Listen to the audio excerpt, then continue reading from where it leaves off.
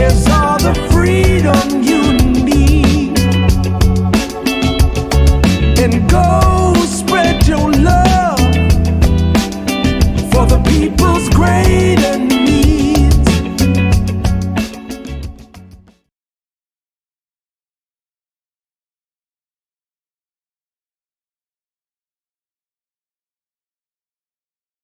Hello everyone, welcome to Political Lemonade. Today I'm going to be uncovering how TikTok has increased political activism amongst the younger generation.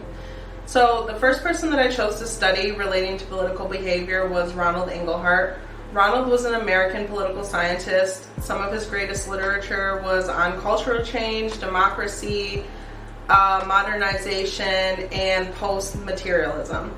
For the purpose of this argument, we're going to be focused on post-materialism. He first discussed a pyramid that breaks down value orientation. Emphasizing his work, The Silent Revolution, quality of life was able to be reached through physiological needs, safety, love, and belonging, esteem, and self-actualization. This belief was similar to Plato. Plato was an ancient political philosopher, and he theorized on how to reach eudaimonium, which was a state of happiness. This was done through reason, spirit, and appetite, or knowledge, emotion, and desire. Both believed to reach an acceptable quality of life, the government needed to reflect whatever their citizens' aspirations were. For Ronald, this was done through politics, believing that generationally politics evolves based on the value in that generation. And he gave the example of the Great Depression. This was his silent generation whose main goal was just to survive and be safe. This was highlighted through like the bottom tiers of the pyramid. And then he moved on to talk about the baby boomers. He basically talked about how the fact that their needs were met on a physiological and safety level, and because those needs were able to be met, they were able to focus on love and family, which, you know, baby boom. And that kind of put them on the higher segments of the pyramid. And these examples showed not only did individuals try to meet their fancies themselves, but the government also tried their best to hear and enforce the will of the people. Plato also gave the example of the Spartan Empire. The Spartan Empire was, you know, a great military force, feared in the Greek world, whose entire being was focused on producing soldiers.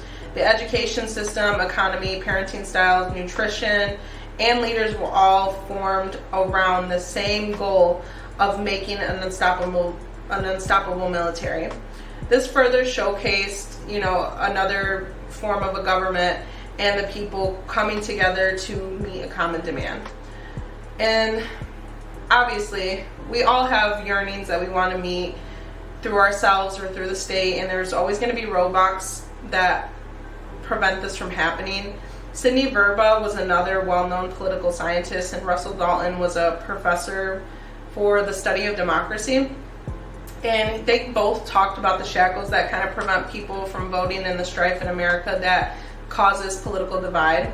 Sidney was more so intrigued by the fact that unemployed people were less likely to vote, you know, as well as women were less likely to vote than men, and even less willing to organize themselves to fix these issues alone without policy change. So what he was able to discover were distinct factors of why someone does not become involved with politics. He believed it was simply because they either didn't want to, couldn't, or nobody asked them. And through research, he found that the more education, the larger access of resources that someone had, and also the company someone keeps around them, was drastically changing the likelihood of them becoming politically active. So for Dalton, he ended up realizing many people believed it was political strife or political tolerance, you know, like the idea that people basically are not becoming involved in politics because of being unable to agree. There was also the narrative that young people, or, you know, most people would call it Generation Z, don't care or only care about themselves, which he believed to be untrue. and that it is also not that people don't agree, but rather that they simply can't comprehend one another because they do not live within political extremes. And these are the extremes that people are trying to change, so it kind of just seems like whining to other people. So basically, think of, poverty, or being raped and needing an abortion, living in war, or experiencing domestic violence and experiencing a mass shooting. If you haven't dealt with these things, it's probably hard to put yourself in somebody else's shoes, or even see that a change needs to be made, or you feel like because only 5% of the population experiences these things, that it doesn't matter, or it's just a part of life, which maybe that is true, but at the same time, despite that, we should always be trying to make that number decline, even from 5% to 4%, from 4% to 3%, or even 50% down to 49%. As long as it's less people, we should be wanting less people to experience such extreme uncomfort in life. So this is something that I believe TikTok kind of helps to showcase and allow people to better understand just how devastating these forms of life experience are. You get to see real domestic violence survivors. You get to hear, people on the ground in Palestine. You get to see, people living day to day and how they budget and whatnot. You actually get to see real life examples of these extremes and why they need to be fixed, and hear it from the people experiencing this. So while Dalton agreed that there's value changes, like Ronald Englehart had stated, Dalton also believed that it was kind of opposite of what people were saying as far as young people being too sensitive or not caring. So one of the things he talked about was Obama. He applauded him for his ability to inspire young people to hit the voting booths, and stated that young Americans are actually the most educated, most tolerant, and most socially concerned generation in recent American history. And this kind of aligned with Englehart's idea that the more you are taken care of on a physiological and safety level, the more likely you will be to want to have that, what I'm going to summarize as emotional need, to be taken care of. So this, of course, would be why we would have people saying that, these younger generations are more sensitive, and, they're not as pleased with what the other generations have. And well, back in my day, it makes sense as to why they would feel that way, because you no longer have a generation that is simply okay with just surviving. You have a generation that also wants those top tiers of that pyramid to be met. People basically want happiness, and they want their spirit to be fed. This can be seen through like policy changes or things that people are hoping to be changed. So, universal health care, or gay marriage, free education, and whatnot. I'm sure you can come up with some more ideas, but he also disagreed that people don't agree by, telling you to basically go look statistically, and so I decided to go and look, and 70% of voters actually believe in student loan forgiveness, which I didn't expect to come across these numbers by any means. I thought that they would likely, be divided, as it seems like in the media, but 80% of people actually believe in abortion rights.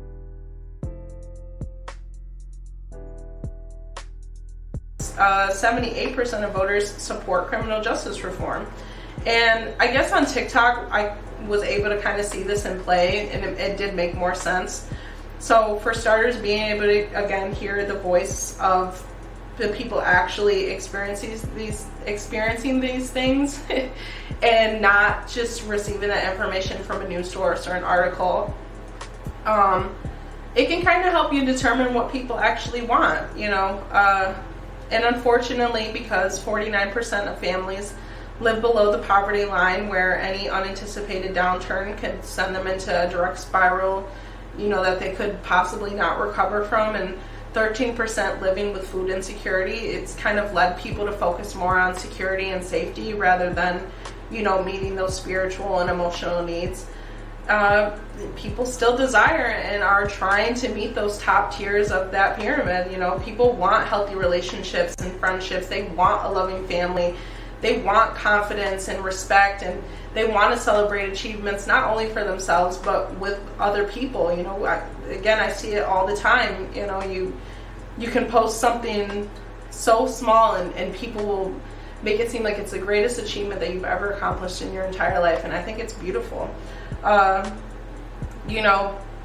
People are trying to meet their spiritual needs, or creatively, morally, and without prejudice. I just don't believe that the younger generation is intolerant of others' beliefs. Also, I think they're just focused so much on the morality aspect of the quality of life that they know everyone, or at least a majority of people, to be able to reach a state of happiness and have like a sensible quality of life, you can't have people believe in things that directly affect someone else's quality of life, and it makes their life one that's almost not worth living. So examples of this are racism. We've seen what racism can become in this country alone. We can see what hate breeds, and I don't think it's that people are intolerant of people having different viewpoints.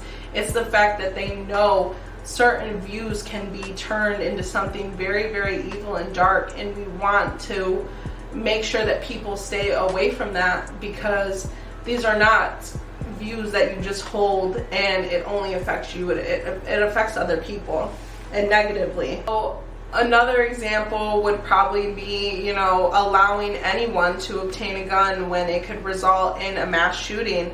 Of course, I believe that people have the right to bear arms. I think that everything needs to be controlled, just like cars. When so many people were dying from car accidents, they found a way to reduce that number. So,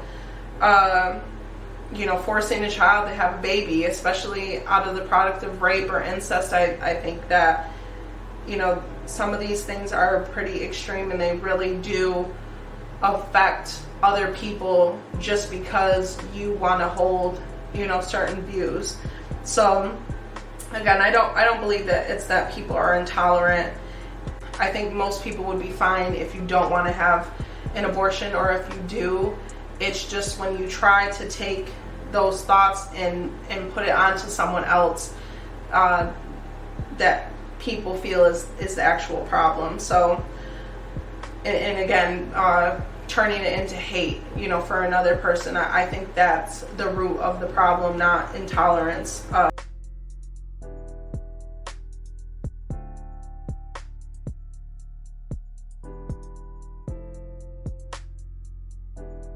So I believe TikTok has also allowed people to gain more confidence. It's kind of a space where, again, you can be celebrated for the smallest thing. You get on there, you dance, you do your makeup, you cook a little something, and people will applaud you. I think it's awesome.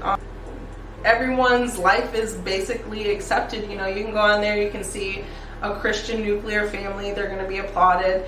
You can see a single woman whose only aspires to travel the world, again, applauded. You can see the stay-at-home mom, applauded. You can see, a dad, maybe he grows an entire garden, then he goes in and he makes his family a 5-star meal. Or you can see somebody that, again, suffers with food insecurity, and maybe they're making food from the Dollar Tree. And people will show you just as much love either way. So, of course, some fights, again, are perpetual.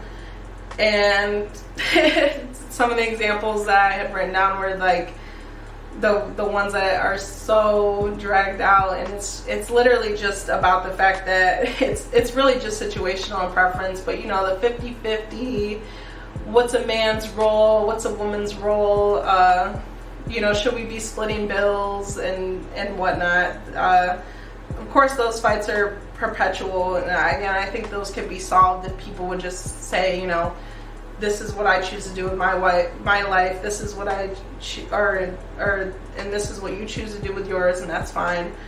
But either way, I feel like most of these, like, the intolerance really isn't there the way people are kind of making it out to be. I thought I shut off my phone. I'm so sorry, and I don't know why it's going off. I literally never get notifications. I am so sorry. But I would also like to talk about the fact that education is kind of widespread on TikTok. It's very readily available. You can literally look up anything. One of the things that I do all the time is do Disney movie nights with my kids. And so if I don't know anything about the movie, or if I can't find foods for that movie, I'll usually research the culture, which is fun for me because I love researching. But one of the last movie nights we did was Coco, and that movie was based in no, I'm thinking of Encanto, and that movie was based in Colombia, and I learned how to make the Colombian limeade and Colombian empanadas, which were absolutely spectacular. And for Coco, I did learn how to make arepas. Like, you can literally learn anything on there. You can find anything on there, from parenting advice, therapy videos. You know, people have gone out of their way to research certain mental health, and they end up finding out that, you know, they agree with some of the things. Like, they show signs of whatever they were looking into, and people have gone as far as to take that and go to their doctor with their concerns and actually get diagnosed for things like ADHD or autism and bipolar, and receive help. You know, there's history videos, there's current events, there's so many things. There are new trends all the time that inspire people to be creative. One of the examples that I had put down was that ghost painting challenge. If anyone remembers, you would go thrifting, and you'd get an old painting, and then you would turn the painting into little ghosts, and it was just cute. But as far as this generation not being politically active or only caring about themselves, there are trends that directly go against that thought. You know, for instance, boycotting Starbucks was one of the examples, again, that I had put down. They had showed support for Israel, and it ended up costing them $12 billion, which was 9% of the company value. Hashtag Blockout 2024 is when people are going to celebrity accounts and blocking them so that they can no longer receive revenue if their videos are getting put into the algorithm. Along with the celebrities' businesses, Kim Kardashian alone lost 3 million followers in one day. And another trend is one that's happening right now is gosh, what is it called? Pay off debt. Sorry. And pay off debt is when you basically post a minute-long video, everybody follows you, likes it, shares it, reposts it, and comments something, and, you know, engages with the video. And once you reach 10,000 followers and 100,000 views, I think it was, you become eligible for the Creator Fund. So people are using this trend to actually pay off their debt. And it's literally crazy that people are able to do that, which it's funny because I remember talking to my father about this as well, because one of the days this was before TikTok, I think, honestly, or maybe was when TikTok had first like started gaining traction. But he was like, how many people do you have on your Facebook? I was like, about 5,000. He was like, what if every single one of those people gave you $1? And I was like, I never thought about it like that. So it's kind of like the same concept of if everybody gave you $1 and you gave everybody $1, that you would have, you know, $5,000 or $40,000, whatever it may be. So just using these trends alone, they're prime examples of how Americans are willing and already are fighting for one another and trying to make life better. So, and not just here either. They're not just fighting for life to be better for Americans or for themselves. They're also fighting for people that don't even live here, that, you know, we don't even know. So I feel like there's no greater display of political activity, selflessness, and educated and capable citizens than you can find right there on TikTok. So TikTok also basically just kind of calls for something to happen. People band together, they try to make it possible, and they do what was it, Dalton? No, what Sydney had talked about, you know, trying to find those people that don't want to be involved, that don't have the resources or that nobody asked, and trying to get them to become politically involved. So, you know,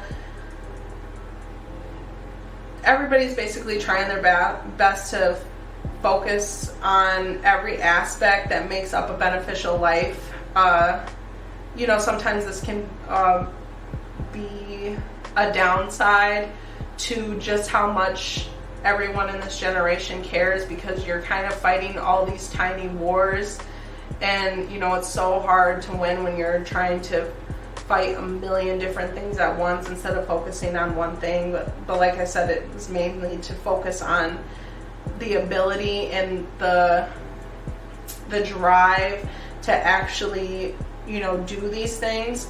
So, you know, again, people are trying their best to fix these things. They're trying to help people with safety and security, you know, raising money for one another, teaching people to cook. That one girl, she tries to teach people how to forage for food, and she says something along the lines of, you know, like, have fun and don't die, which I think is really cool. You know, people teach others how to cook from the dollar store if they suffer with food insecurity.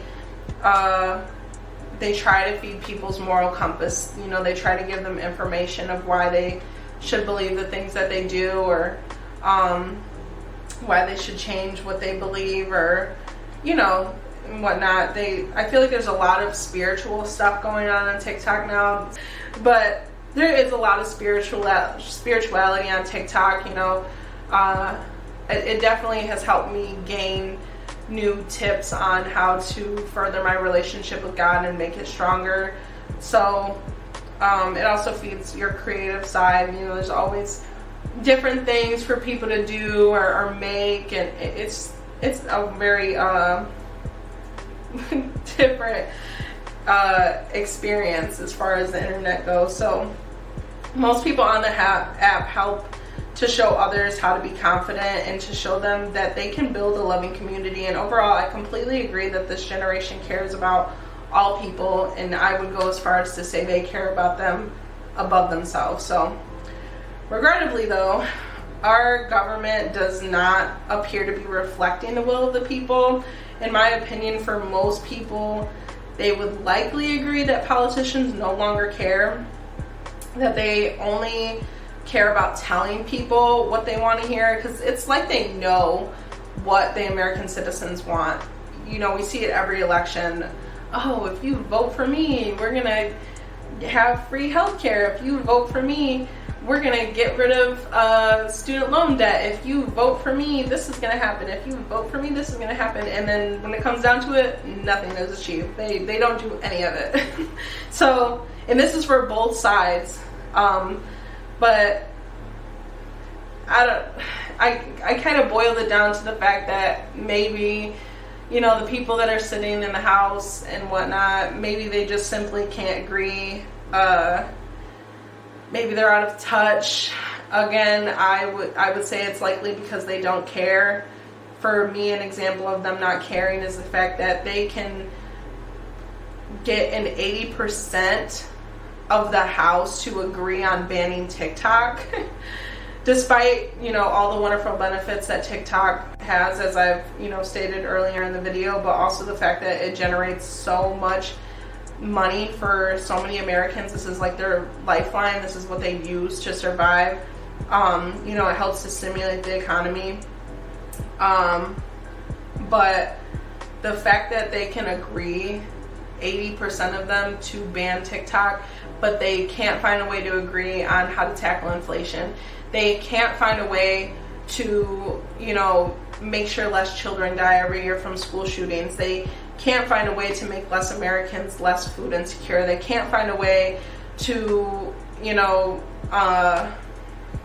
what's another one?